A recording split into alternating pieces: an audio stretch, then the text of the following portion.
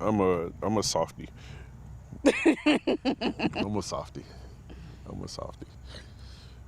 I think I got this one photo from Ken West. It's a postcard, and this black guy is the subject, and he has this big beard, and he has like little flowers. Young man, probably early 20s, but a beautiful beard, and it's got little flowers in it. And has this T-shirt on. It says "Black men cry," or "Black boys cry too." And when I get a chance, I'll send it to you. But it resonates so much because I think there's this human part that the world forgets, or at least in America, that how human we are as black men, and it gets lost. It gets lost that we're supposed to be these big, imposing figures, and we're not. We're just as emotionally competent as any other person on this planet. And we need hugs. We need to cry. We need to laugh out loud. And it's tough for us because we don't get those kind of spaces without causing other people to feel intimidated when we are our full emotional selves. Mm-hmm. Sponsored by Midland. Communication for every adventure. The industry leader in radio communication technology and innovation for over 50 years. Sponsored by MYMEDIC. Sponsored by TEMBO TUSK. Sponsored by Trail Rated Coffee Company. Sponsored by CK Knife and Tool. Always remember, the opinion you follow should be your own. Just consider the things stated here to be a second opinion from a complete stranger online.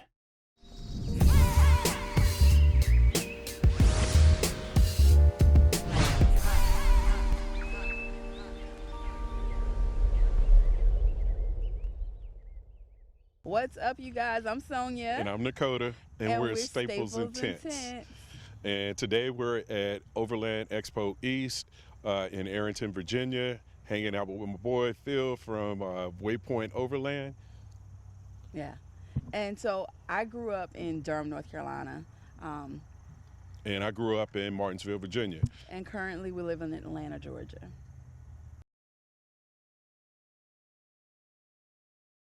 I didn't grow up off-roading, didn't grow up with travel. I grew up in rural Virginia.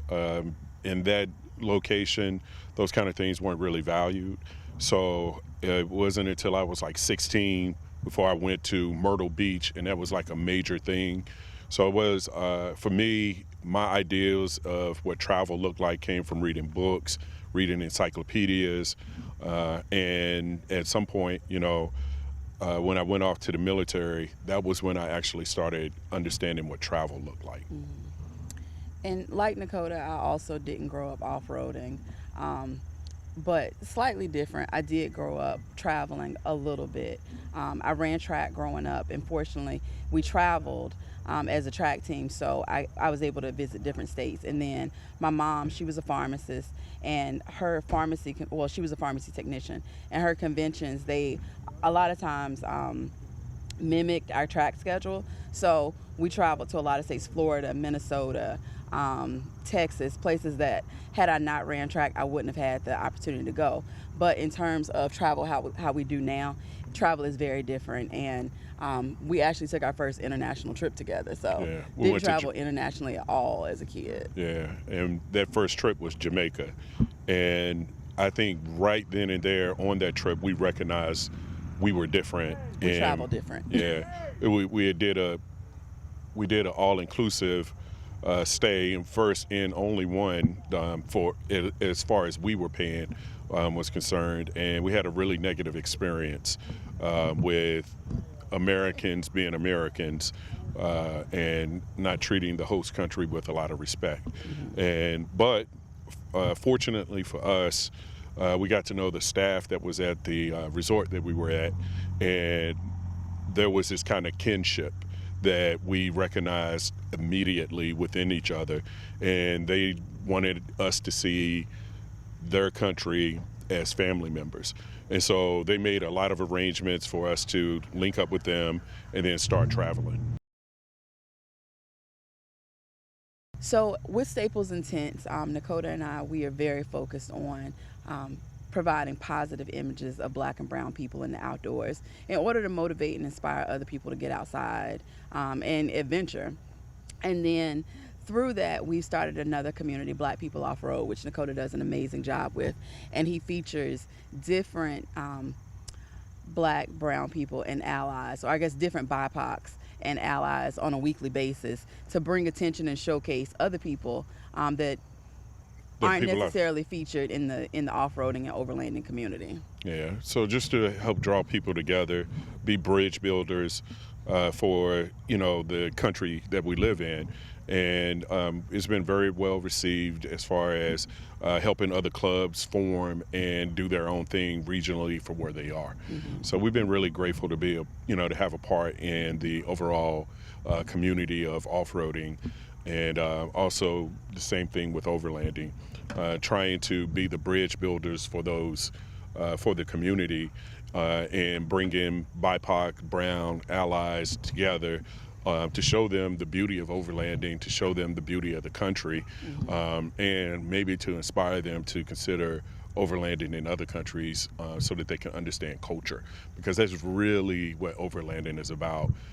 Yes, you're vehicle-based dependent, but the bigger thing is, can you go to other countries and really be vulnerable enough to experience that country and those countrymen for whatever their day-to-day life experiences are. Exactly. And then specific with our YouTube channel, we started it, let me rewind. Growing up, we also didn't camp. We weren't outdoorsy people at all. We live in the middle of downtown Atlanta, so we're probably the furthest thing from outdoor people you could think of. But once we were introduced to camping, it really became a slippery slope, and we started our YouTube channel for the reasons that I said, but it was really to help educate our friends and families, and then it turned into what it is now. But one of the things that's unique about us, we show you the good and the bad, the good, the bad, the ugly, because we want people to see our progression, see our growth. If you look at a video from 5 years ago, we were learning, we were figuring it out, and we're still learning and we're still figuring it out. And we think it's important to show people that you don't have to have all the answers. You don't have to know exactly what you're doing when you get out there. The important part is to get out there, to enjoy yourself and to have fun. And if you're not having fun, try it a different way, Try it a different way. If you need a toilet, if you need a shower, if you need a heater, do what you need to do in order to really enjoy yourself and get out there. Just get out there. The history and I guess the matriculation of us overlanding is a long story, but for the sake of this, we'll try to make it as short as possible. Again, we're city dwellers, not country people at all. Our idea before 5 years ago of having fun was to go to a nice bar, a nice lounge, an art gallery, and like a serious city scene. But we had the opportunity to go camping together, and begrudgingly, Nakota said yes to this. We were in a very difficult place in our marriage. Our marriage counselor gave us the advice to say yes to each other. When I recommended camping, he said yes. Begrudgingly. And we didn't have, a truck or an SUV at the time. We were driving Nakota's 650 BMW Grand Coupe, again, because we're city people, and driving through an area much like this, grassy, a little mud, dirty car. So Nakota is legit upset. But we had borrowed my best friend's tent. We had a really good setup. And fast forward a little bit, we ended up having an amazing time. And on the way back home, Nakota's like, yes, I want to do this. This is what I want to do. So we bought a tent immediately, and a few months later, we went through the process of getting a car or a truck. And through that because research, we were not driving his 650 anymore. So we decided we were just going to find an old beater truck so that we could throw our gear in and go wherever we wanted to go. And it ended up becoming Frank the Tank, which is a 97 FZJ80 triple lock Land Cruiser, really special truck. And went through the process of building it out. And at the time, it was only for camping that we were considering it. But we decided to come to an Overland Expo East event. And through coming to that event, we really started to meet people who were doing further travel than we were thinking that we would be wanting to do. And it led to us having our first overland experience, which was driving across country to Overland West in that same year. And from that moment on, I think the concept of what overlanding meant transformed for us and became something that we wanted to build towards and start working on a platform that would allow us to build out a truck so that we could be vehicle dependent and then get the right truck so that we could travel to different countries. Yeah. But I would say even before we technically started overlanding, we went on vacation in Australia. Yep. And we were talking to someone, a New Zealander, a Kiwi, about how beautiful their country was, and we wanted to go see the Great Barrier Reef, and we wanted to see this place, and we wanted to see that place. All places outside of the United States. And they started asking us questions. Well, have you seen this in the United? And this was back in 2005. Have you seen the Grand Canyon? Have you seen this? Have you seen that? And we were like, no. I hadn't seen it. No. And we consider ourselves to be, even then, we considered ourselves to be fairly outside of the box travelers. When we would go to cities, we would see the, non-touristy stuff. But having that conversation with a non-American about all the beauty within our country, it changed our perspective. So then when we would go to Vegas, we would go see Hoover Dam, we would go see the Valley of Fire, we would get outside of, further outside of the cities than we typically would. Yeah. We were spending less time in the city because we wanted to go and see more of what the rest of the world was coming to America to see. Exactly. So we learned early on that our style of travel was different, but that one particular conversation really gave us the craving to want to see more of our country. And when we were introduced to overlanding and took that first trip out west, we're like, we are missing a whole lot. Yeah. We're missing a whole lot. Like, everywhere you turn, there's just beauty, and there's peace, and there's healing, and there's space. So why not do this? Yeah. We got to satisfy that curiosity. We got to satisfy that wanderlust that was born in us, which I think is like one of the biggest pieces of overlanding is this kind of, I'm not lost, but I do want to wander and see what else is there. I have to understand what's over that hill, what's around that curve, what's down that mountain, and really take the time to heal in those spaces. Yeah, it's not enough to look at a picture of a beautiful mountain range or a beautiful sunset. We want to go see it. We want to go see it for ourselves and experience it for ourselves. So, yeah, how we started overlanding. How we started overlanding. In a long but short story.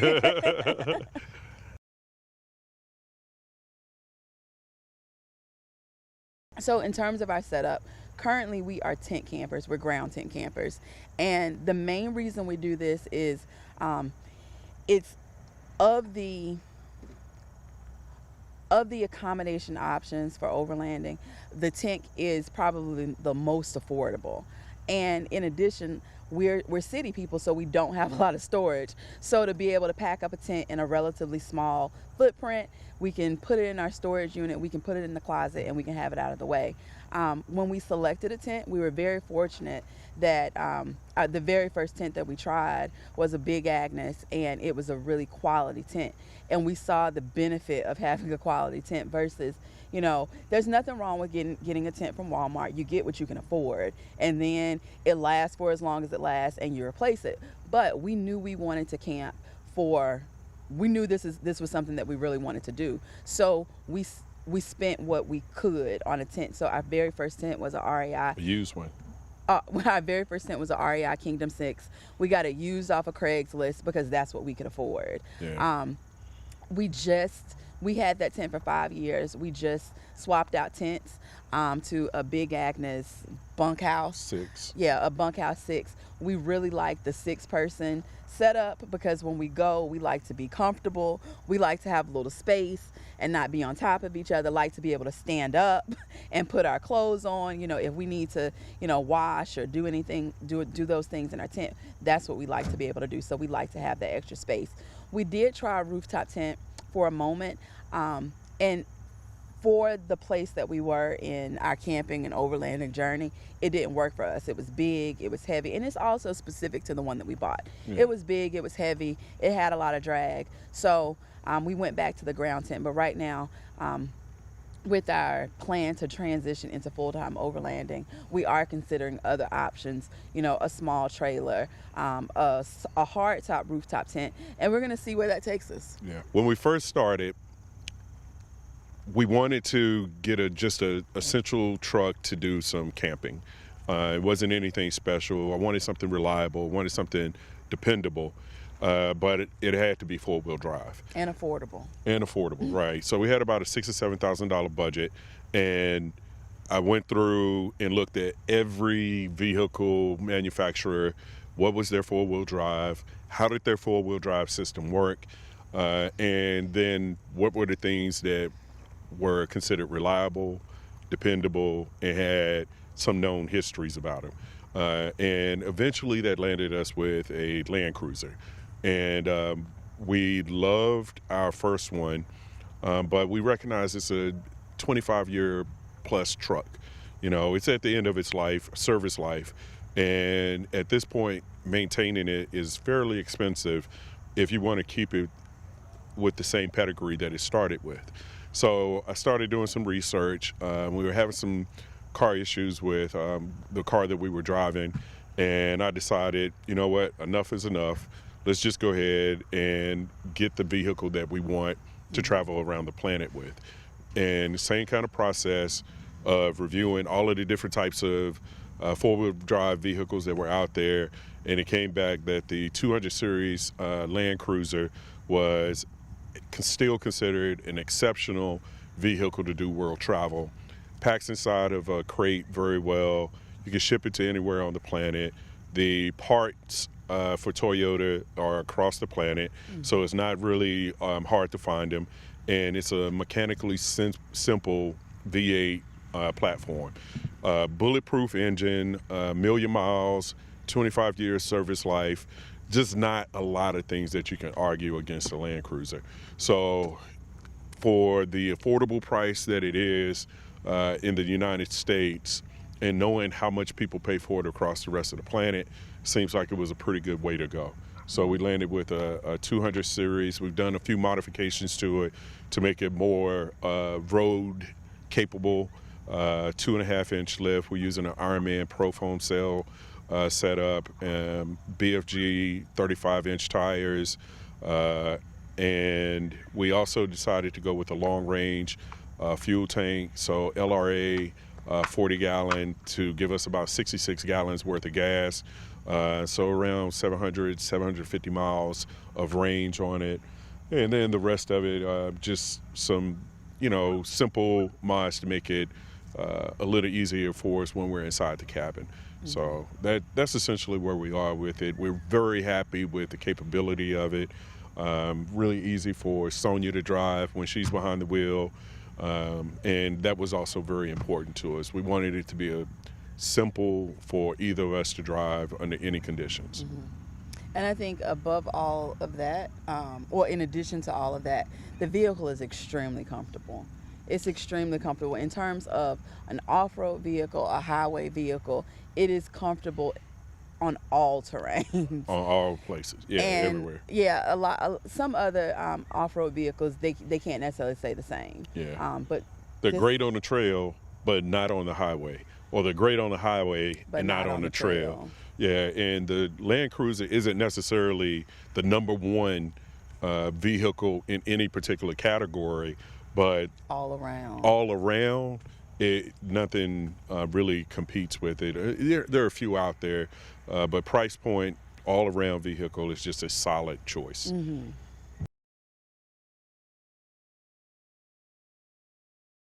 So in terms of obstacles that we face traveling this way, I think the biggest one is just getting out there and doing it. There's a lot of anxiety, specifically for Black and brown people, for traveling the country. The world, not so much, but traveling in rural parts of America can be a little scary because you often don't see people who look like you. So that hurdle was huge for me, just getting over myself and understanding that this is my country. This is most of this land is public land, and I have just as much freedom to travel on it as anyone else. So that was a huge hurdle. But in addition to that, when we talk about going full time, family is huge to me. I grew up 3 sisters. You know, my parents were married until my mother passed away. So my family were very close. And I've lost my mother. I've lost my sister. So just conceptually, not being able to get to my family if they need me, not being able to be there to support my family. Those are things that provide challenges to me just emotionally. And even as I speak about it, I get a little choked up. Yeah. But, you know, I want to be there. I want to be the aunt who's there for my niece and nephew. I want to be the child who is there for my father. I want to be there for my sister, whatever they need. So that's definitely a huge hurdle for me, clearly, because I'm about to cry. It's all good. It's all good, baby. It's all good. But I know that when I have to be there for other people, but I also have to be there for myself, and I also have to be there for Dakota. So this is definitely something, although I'm shedding a tear right now, this is definitely something that I want. But when we talk about hurdles, it's definitely a hurdle. Yeah. And specifically when we're talking about going internationally and living in some remote area of Africa for 2 months, I'm like, what if my daddy gets sick? Yeah. I think the time has been a hurdle. It's been focus on, you know, trying to maintain a work-life balance, and overlanding is becoming more of the work that we are aspiring to do, but still in corporate America, and that is its own hurdle. So time and money, I think, are big hurdles. But as far as getting out there, I think there's a lot of trepidation with the fear of, do we have the right gear? Mm-hmm. Do we even know where we're going? What happens when mechanical issues arise? When we get to border crossings, do we have the paperwork? Do we have all of the unknown things? Being prepared. Yeah. Are we prepared enough? And yeah, do we really have it? And also imposter syndrome. Mm-hmm. A lot of it, you know, this whole thing for us is relatively new. We've been in this whole camping, overlanding, off-roading for 5 years. And there's this real part of it that is, do I even know what I'm doing? You know, how much do I really understand? And I know that I don't have the kind of experience like 7P or some of the people who have been doing this for decades, but I do have the same will. Mm-hmm. So that is my drive, and whether I have the knowledge or the experience is just something that's going to have to come through trial and fire. Yeah. And if I could circle back just to the time and the money aspect, as an American that works full time, it is hard. It is hard to say, I'm going to drive to California.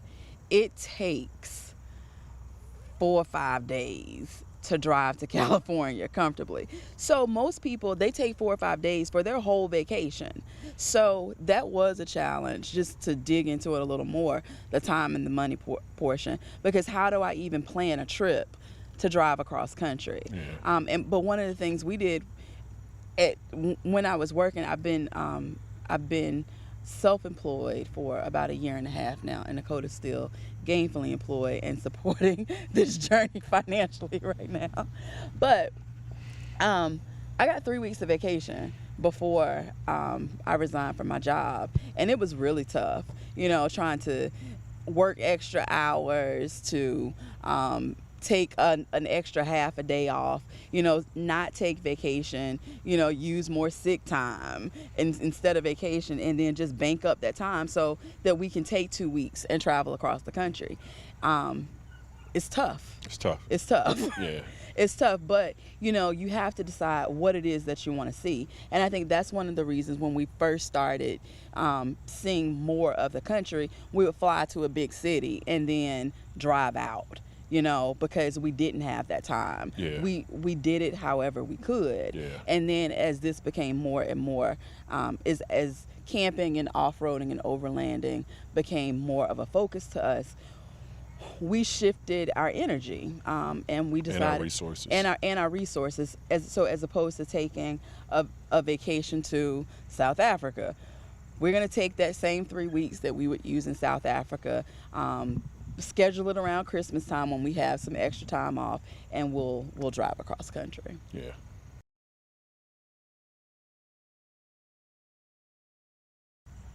So I know that was a very emotional moment for me, but it is real. We've talked to other people that are full-time overlanders that have legit had to cut ties with their family because their families don't understand. Their families legit do not understand. And I consider myself privileged that my family, they want the best for me. They want me to go and explore my life, and I'm still getting emotional again. But I mean, I love my family. My family loves me, so it's very important to me. And when I pitched it to them, like even my nieces and nephews was like, oh, you're going to get to go visit Aunt Sonia in all of these places, and my dad is like, oh, well, and very blessed. My daddy will come see me wherever I live. Wherever I live, my daddy is going to come see me. So this is an opportunity I look at for my family to broaden their horizons and see more of the world, because I know they're going to come see me. Yeah. Us. Yeah. and there's a lot of inspiration with that, that we know that as being explorers, which is really what we're becoming. Right. We're real life explorers. And to know that we are influencing so many other people is so touching and uplifting.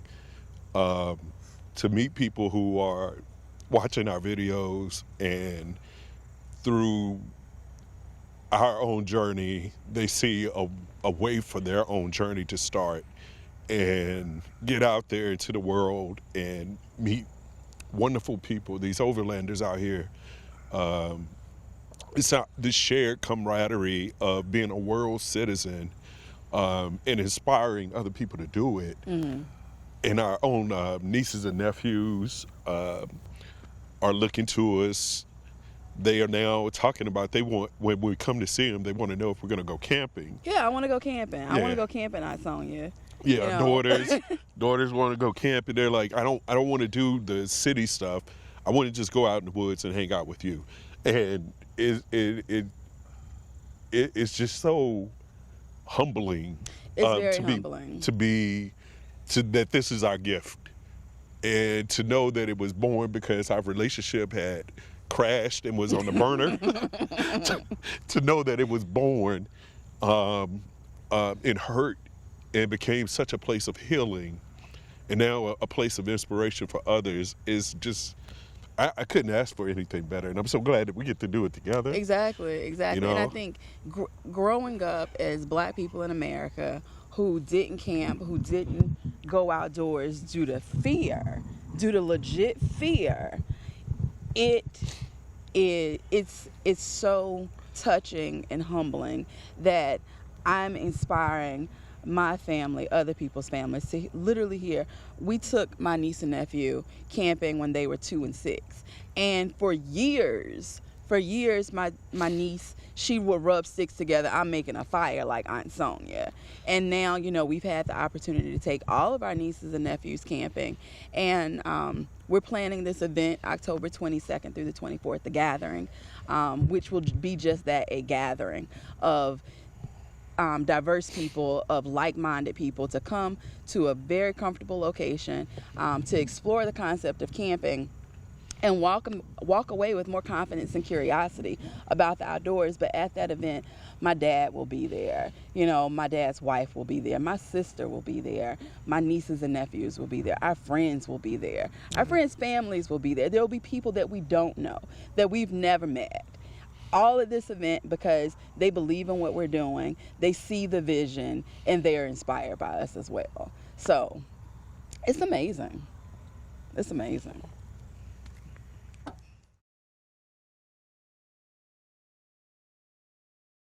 I'm a softie. I'm a softie. I think I got this one photo from Ken West. It's a postcard, and this black guy is the subject, and he has this big beard, and he has like little flowers. Young man, probably early 20s, but a beautiful beard, and it's got little flowers in it. And he has this T-shirt on. It says "Black men cry," or "Black boys cry too," and when I get a chance, I'll send it to you. But it resonates so much because I think there's this human part that the world forgets, or at least in America, that how human we are as black men, and it gets lost. It gets lost that we're supposed to be these big, imposing figures, and we're not. We're just as emotionally competent as any other person on this planet. And we need hugs. We need to cry. We need to laugh out loud. And it's tough for us because we don't get those kind of spaces without causing other people to feel intimidated when we are our full emotional selves. Mm-hmm.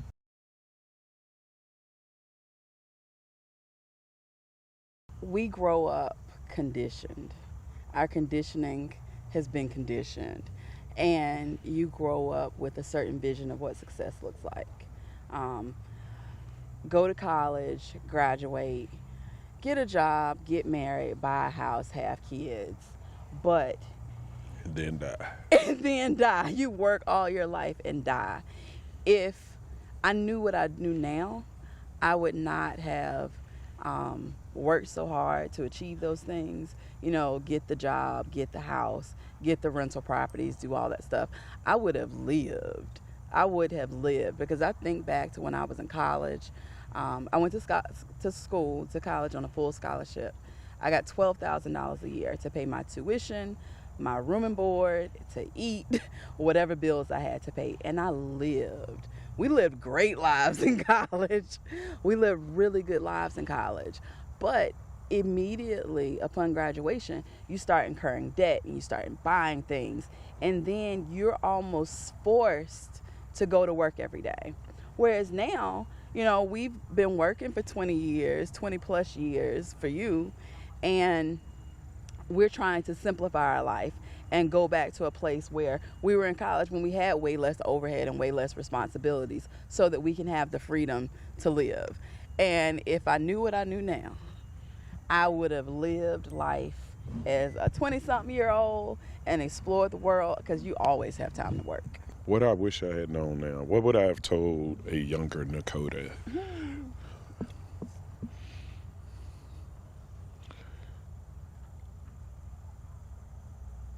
I would have told myself to find ways to love people where they were,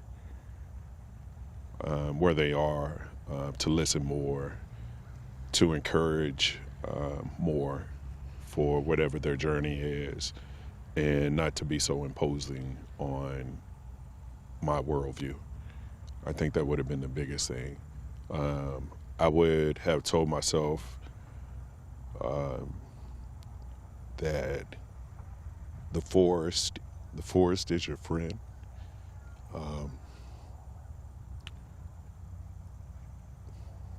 That the 10-year-old version of yourself, the kid that wanted to play in the woods, He was on to something. connect with them, find them, go out in the woods and find them. Or don't lose them. Yeah, 'Cause no, the he was out there. The 10-year-old version of yourself knew. Yeah, yeah. So don't lose him. Yeah, don't lose him. Go get him, and just to get out in the woods, and buy a hammock. If I had known anything about a hammock,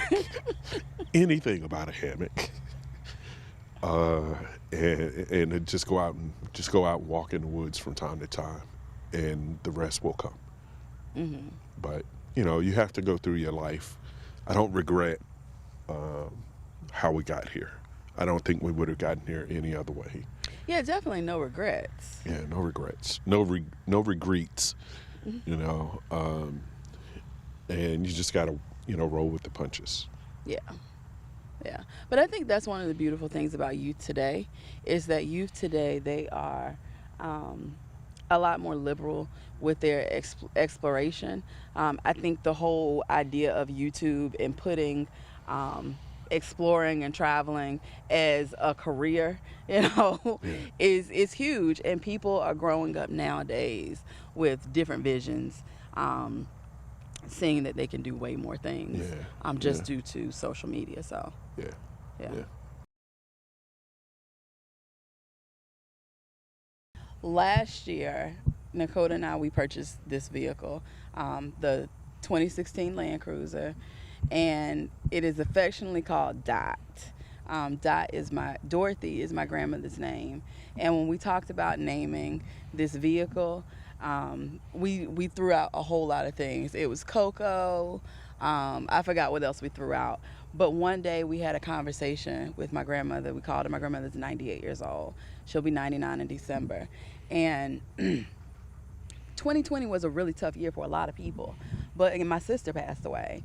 And my sister was my best friend. So I'm talking to my grandmother and I'm like, how have you done this? How have you lived 98 years? You've lost all your siblings. You've lost all your parents. You've lost grandchildren. You've lost children. How have you done this? How are you so resilient? And she tells us, she was like, you don't have a choice but to be. You don't have a choice but to be strong.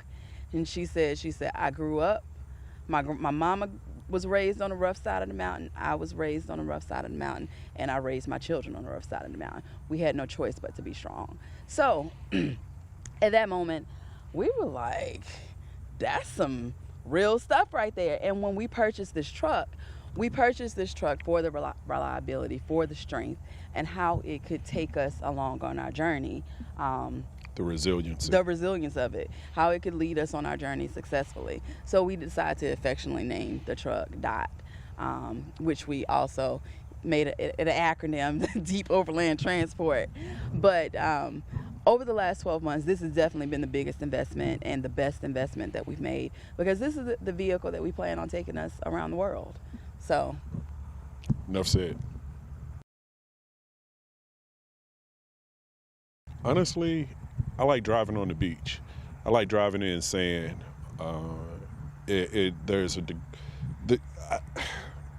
Any kind of trail is fun, for whatever might be. I'm not big on mud, only because it's hard on the vehicles. Yeah, it's so much to clean, and it corrodes so much of the truck unnecessarily. But driving on sand or a beach or something, I enjoy it because you're going at a fairly slow speed, and you can really enjoy the ocean and the sound of the waves with the windows down. It's a whole vibe. It's just a vibe. It's a whole vibe driving in the ocean. Yeah, driving by the ocean is just a vibe. Yeah. But also driving behind the dunes. It's the same kind of thing where you're really getting to exercise the truck. If you're fortunate, you can have a few different sand variations, and see how the truck performs in those conditions. So that really makes me happy when we can get to a destination and do some sand driving. Yeah. And I think every terrain has its benefits. I'm not a super, I don't prefer super technical trails and rocks and boulders, only because it takes a lot more effort. You have to be a lot more aware of where you're going. There's a lot more that could go wrong in terms of getting stuck. So that's not my favorite. But even with that, it has its benefits because you can get stuck. You have to work together better. You have to communicate more. And all that stuff is why we're so driven to do this lifestyle, because being out on the road, it helps us communicate more. It helps us work together. And we really look at every opportunity as a team building exercise. You don't get to focus on all the other stuff. What are we going to eat for dinner tonight? No, we're stuck right here and we have to get out of this situation. Yeah. How do we don't have work? time for bickering. We don't have time for arguing. We need to be clear. We need to understand each other. We need to slow down and get it done. So I enjoy everything we do. And as long as I'm with this guy right here, I'm good. Yeah. And funny enough, I would say I don't mind driving over anything if we can get to a sunset. If it takes us to a destination, I'm all for it. Because for me, It isn't necessarily the journey of going over all of the whatever terrain is there, because Dot gonna get it. Dot will get it done, but if it can get us to a spot, it's like a pot of gold at the end of the rainbow. It's like the end of the rainbow, and there's this. We won. Yeah. Stage left. And sometimes you find that pot of gold on the trail. Yeah. You never know. Yeah. You never know. We've had some of the most beautiful and magical times just on the trail, we pulled over on the side of the road, sat, watched the view, made lunch, and just had a great time. Yeah. So it's all about that journey and making sure it's worth the experience. Yeah. True. Yeah.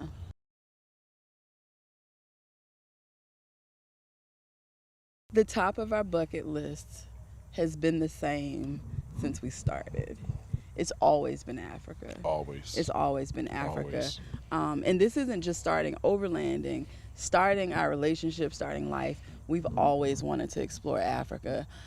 In 2015, we designed our first overlanding experience. This was before we were overlanders, to do the garden route along the south coast of South Africa. We did not because of time limitations. We chose to fly to Johannesburg, fly to Cape Town, fly to Hoedspruit, and just explore all of the different regions of the country. But once we set out full time and make it to Africa, the very first thing we're going to do is the garden route of Africa, as well as explore the whole continent. So always, that has been at the top of the list. Yeah. And right now we're planning, when we leave Atlanta, is going to be to drive up to the Arctic Circle and then do Dempster Highway, Dalton. I mean, it's the only way that you can really go. But the goal is to get up there, to touch the Arctic Ocean, and then make our way down to Baja, spend a little bit of time down there, and then jump into Mexico and make our way down through Central America and into South America, and maybe get out to Patagonia, which I think would be amazing to see. Mm-hmm. But how long and how far that journey is part of why we are getting out there to do it. Mm-hmm. So it's been this slow goodbye to our current way of life. And this gradual introduction into what tomorrow is going to look like for us. COVID has provided a good buffer for us so that we could sort of take our time and get everything organized as best we can so that we can start that journey.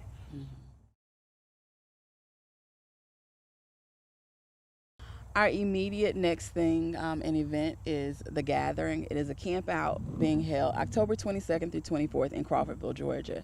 And camping, overlanding has always been something that is very near and dear to Nakota, to our hearts. It is what we credit to saving our relationship, to saving our marriage. So we've always kept it very close. Something that we shared on YouTube, we shared on Instagram, but we typically don't share our space with other people because it adds so many different personalities and so many different dynamics. And when Dakota and I go out in the woods, we are trying to work on each other. We're trying to work on ourselves. We're trying to work on our relationship. So we're very selective about who we camp with.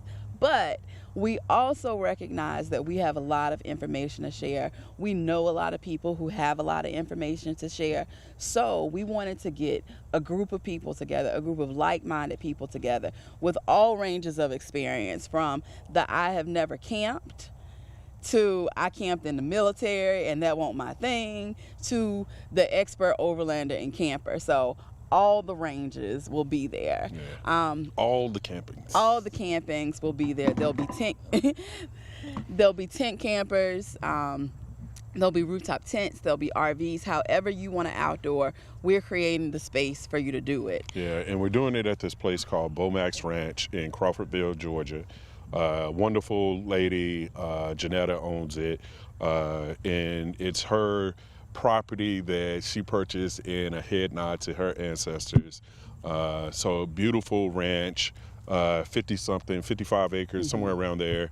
And she's opened up the entire property for us.